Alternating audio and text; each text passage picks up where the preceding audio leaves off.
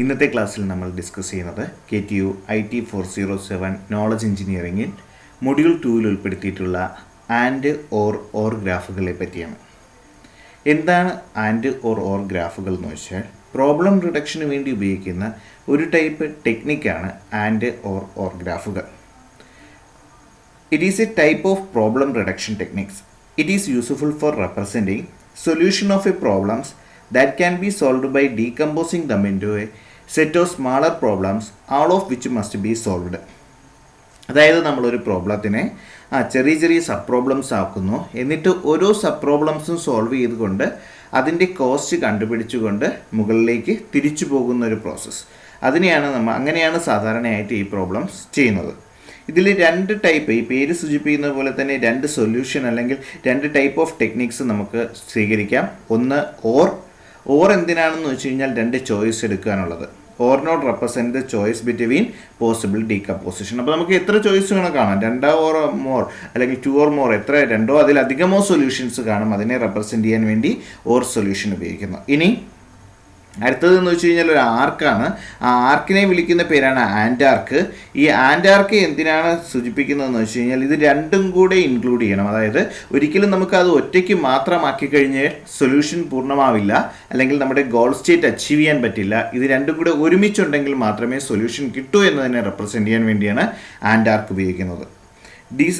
Decomposition generate an arc that we call and arc. On and arc may point any number of successor node. ഒരു കുഞ്ഞ് example നമുക്ക് നോക്കാം.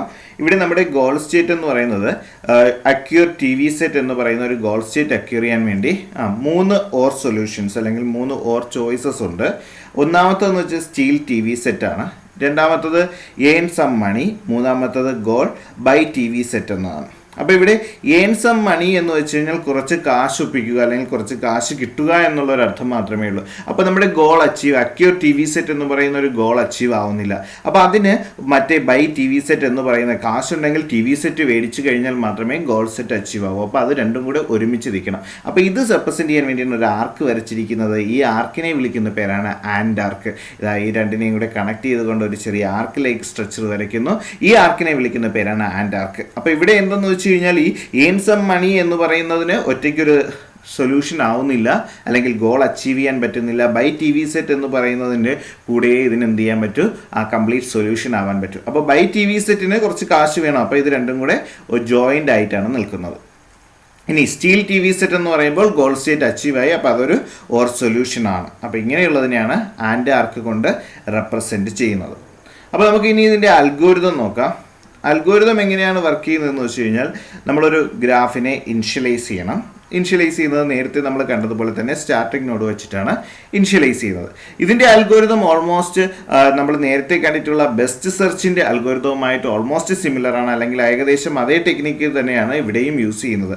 അതുകൊണ്ട് തന്നെ best first search ടെക്നിക്സിൽ ഉപയോഗിക്കുന്ന എല്ലാ സൊല്യൂഷൻ മെത്തേഡ് അല്ലെങ്കിൽ എല്ലാ സൊല്യൂഷൻസിൻ്റെ ഇക്വേഷനും നമ്മൾ ഇവിടെയും യൂസ് ചെയ്യുന്നുണ്ട്. അപ്പോൾ നമ്മൾ ആദ്യം ഗ്രാഫിനെ ഇനിഷ്യലൈസ് ചെയ്തു സ്റ്റാർട്ടിംഗ് നോഡ് വെച്ചിട്ട്. ഇനി എന്ത് ചെയ്യുമെന്ന് വെച്ച് കഴിഞ്ഞാൽ സ്റ്റാർട്ടിംഗ് നോഡിനെ ലേബൽ ചെയ്യും. ഇങ്ങനെ sold or until it is A cost goes above futility. അപ്പോൾ ഇത് തന്നെയാണോ സൊല്യൂഷൻ അല്ലെങ്കിൽ ഗോൾ സ്റ്റേറ്റ് എന്ന് നോക്കും. ഇത് സ്റ്റാർട്ടിംഗ് നോഡ് തന്നെയാണോ ഗോൾ സ്റ്റേറ്റ് എന്ന് നോക്കും. അങ്ങനെയാണെങ്കിൽ സൊല്യൂഷൻ ആയി അല്ലെങ്കിൽ സോൾവ്ഡ് എന്നായി.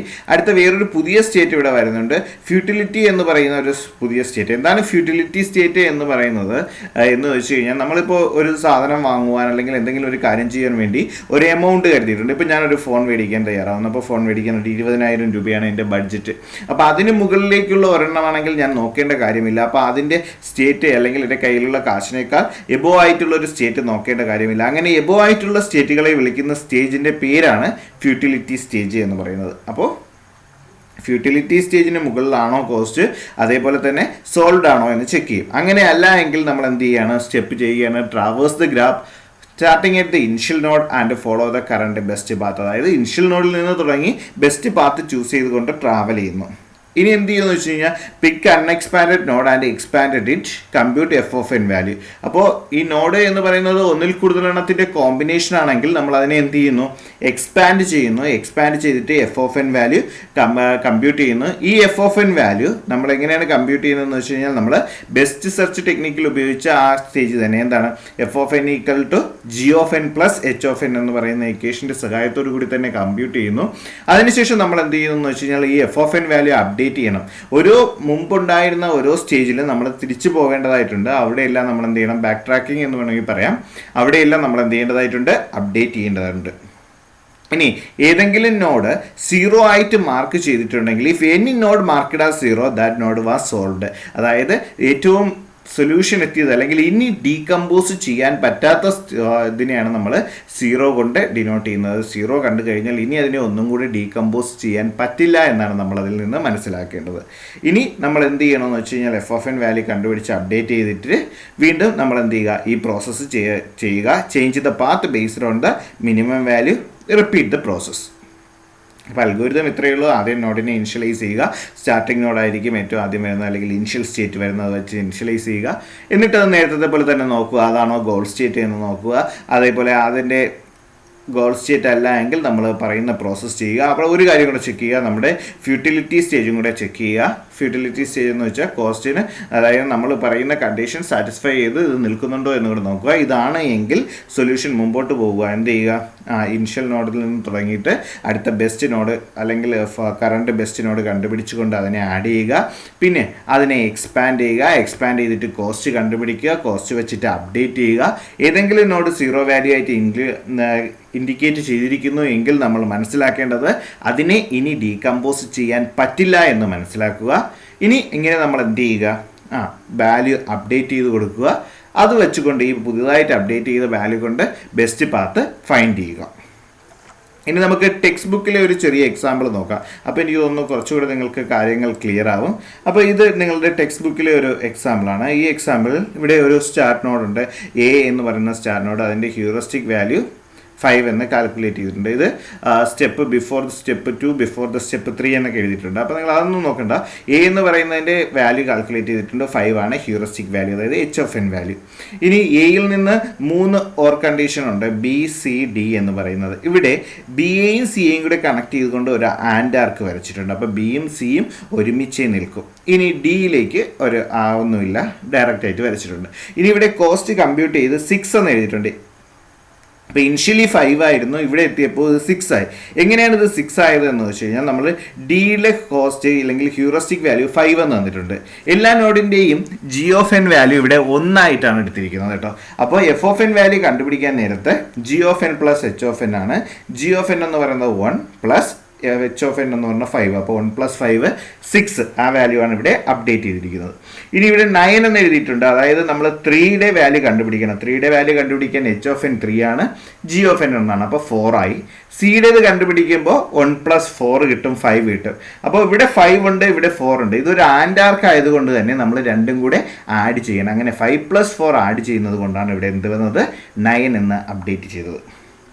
അപ്പോൾ ഇതിലേ പോവുകയാണെങ്കിൽ കോസ്റ്റ് 9, ഇതിലേ പോവുകയാണെങ്കിൽ കോസ്റ്റ് 6. അപ്പോൾ നമ്മൾ ഏറ്റവും മിനിമം കോസ്റ്റ് ഉള്ള വാല്യൂ അല്ലെങ്കിൽ പാത്ത് സെലക്ട് ചെയ്യും. അപ്പോൾ മിനിമം കോസ്റ്റ് ഉള്ളതെന്ന് പറഞ്ഞാൽ 6 ആണ്. അപ്പോൾ 6 ചൂസ് ചെയ്തു. ഇനി അതിനെ എന്ത് ചെയ്യുമെന്ന് വെച്ചാൽ ഡീകമ്പോസ് ചെയ്യും. അതിനെ ഡീകമ്പോസ് ചെയ്ത് 2 എണ്ണമാക്കി ഇയും എഫും. ഇയും എഫും ആക്കിയതിന് ശേഷം അതിൻ്റെ ഹ്യൂറിസ്റ്റിക് വാല്യൂ കാൽക്കുലേറ്റ് ചെയ്തു 4 4. ഇനി നമ്മൾ എന്ത് ചെയ്തു എന്ന് വെച്ചാൽ അതിൻ്റെ എഫ് ഓഫ് എൻ വാല്യൂ കണ്ടുപിടിച്ചുകൊണ്ട് അപ്ഡേറ്റ് ചെയ്യണം. അതിനുവേണ്ടി G of N plus H of N ആണ്. ജി ഓഫ് എൻ 1 ആയിട്ടാണ് ഇനിഷ്യലൈസ് ചെയ്തിരിക്കുന്നത് എല്ലാ നോഡുകൾക്കും.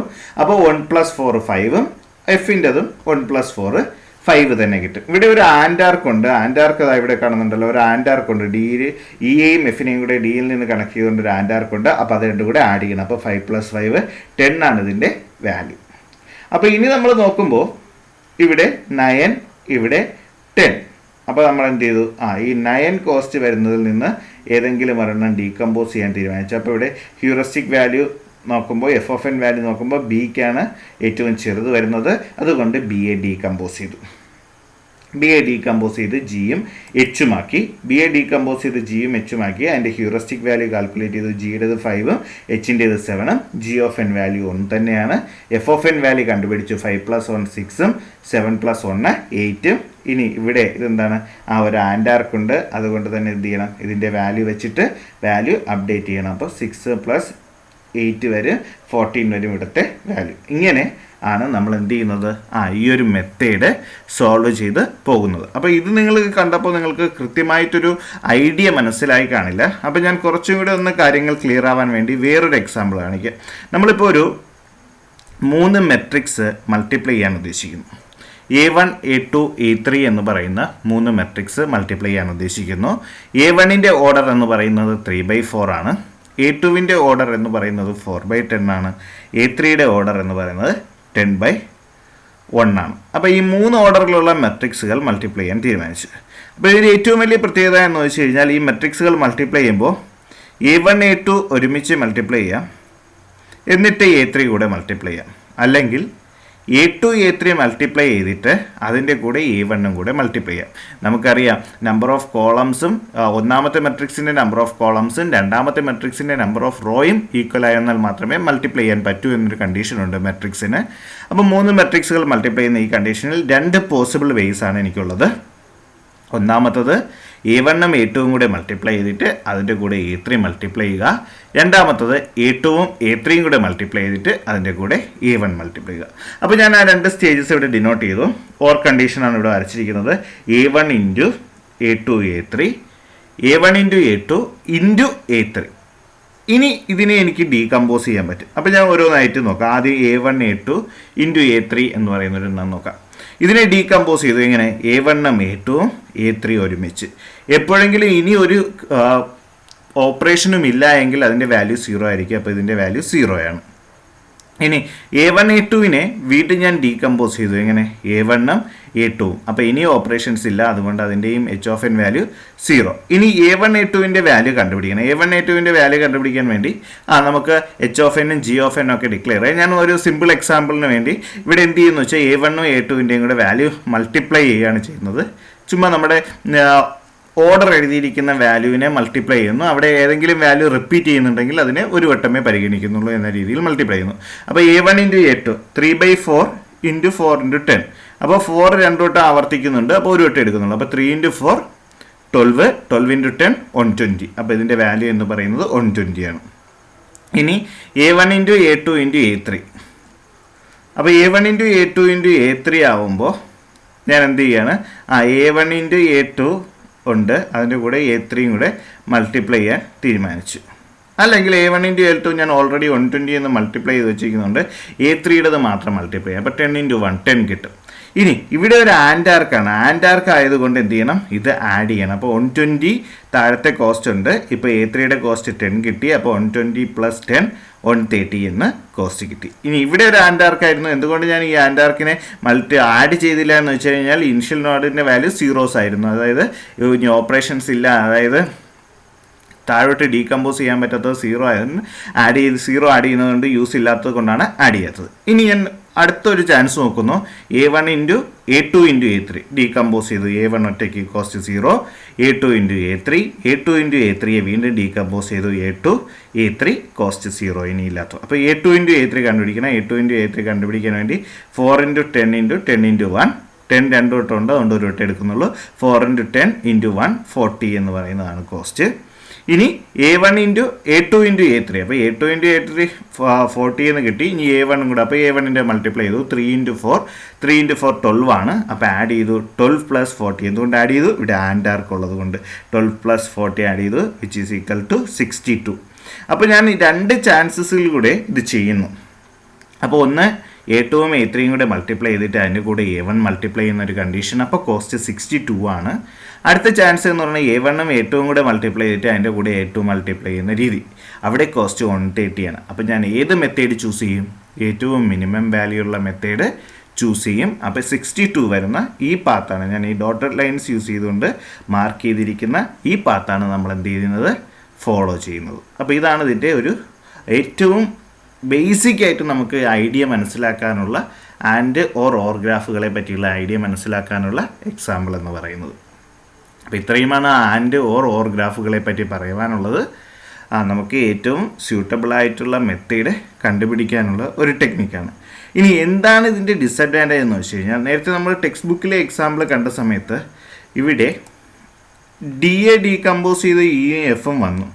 അതിനുശേഷം സ്വാഭാവികമായിട്ടും ബിക്ക് കോസ്റ്റ് കുറവായതുകൊണ്ട് ബി എ ആണ് പിന്നെ ഇവിടെ വന്ന് ഡീകമ്പോസ് ചെയ്തത്. അപ്പോൾ വീണ്ടും ബി ഡീകമ്പോസ് ചെയ്യുന്നു. അപ്പോൾ കോസ്റ്റ് എവിടെയാണോ കുറവ് അതിങ്ങനെ ഡീകമ്പോസ് ചെയ്തിരിക്കുന്നത് കൊണ്ട് തന്നെ ഒരുപാട് ഡീകമ്പോസിഷൻ വരികയും ടൈം കൺസ്യൂമിങ് ഒരുപാടാവുകയും ചെയ്യുന്നു. അപ്പോൾ ബെസ്റ്റ് സൊല്യൂഷനിലേക്ക് എത്തുവാൻ അല്ലെങ്കിൽ ഗോൾ സ്റ്റേറ്റിലേക്ക് എത്തുവാൻ ഒരുപാട് സമയമെടുക്കുന്നതായിട്ട് വരുന്നു. അപ്പോൾ അത് അതിൻ്റെ ഒരു ഡിസഡ്വാൻറ്റേജാണ്. അപ്പോൾ ഇത്രയുമാണ് ആൻഡ് ഓർ ഗ്രാഫുകളെ പറ്റി പറയുവാനുള്ളത്. Thank you.